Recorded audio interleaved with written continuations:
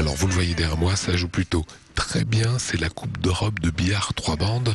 C'est du champion, Jean-Jacques, qu'on a derrière. C'est du champion, là, sur la table en face de nous, là.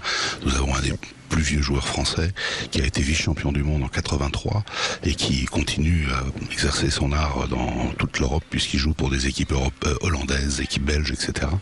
Et c'est une vraie référence. Alors cette Coupe d'Europe, elle est accessible au grand public. Ils peuvent venir découvrir les matchs. Tout à fait, tout à fait. On tient vraiment à ce que le grand public découvre ce sport particulier et d'une intensité tout à fait étonnante parce que comme on l'entend, c'est très calme et en même temps il y a un vrai stress perceptible au fur et à mesure que les matchs avancent.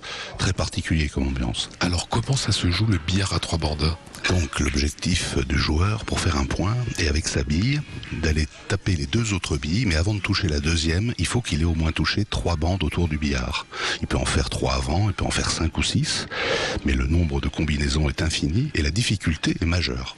C'est d'une grande complexité. Alors on voit que chacun a sa bille de départ en fait. Tout à fait. Au début, il y a ce qu'on appelle le tirage à la bande, où chaque joueur envoie sa bille contre la bande, et celle qui se retrouve le plus près de la bande, de l'autre côté, va pouvoir choisir de démarrer ou pas. Donc il y en a un qui joue avec une bille blanche et l'autre joue avec la bille jaune. La rouge étant la 3e bille du jeu. Vous êtes néophyte en billard, moi aussi. On voit des petites pastilles rouges sur les billes. Oui, ça c'est fait simplement pour que tout le monde perçoive bien les effets qui sont donnés aux billes. Parce qu'il y a d'immenses possibilités entre ce qu'on appelle les coulées, les rétros, les effets à droite, à gauche, après les effets contrebande. C'est extrêmement divers et varié. Et là, ça permet complètement aux spectateurs et aux joueurs de savoir très exactement le résultat du coup qu'il a donné. Alors, vous me disiez dans cette salle de nombreux joueurs. Et alors, tiens Yannick, si tu peux filmer de ce côté là-bas, il y a le champion turc, c'est ce que vous me disiez. Alors Semih Seginer, qui est un personnage absolument incroyable, qui a grandi dans le billard, qui a été champion du monde, et qui du coup est devenu une personnalité incontournable du monde turc, puisqu'il a fait des émissions de télé, et que maintenant, il vient de lancer un CD, il est chanteur, et son CD est actuellement 3e au hit parade turc.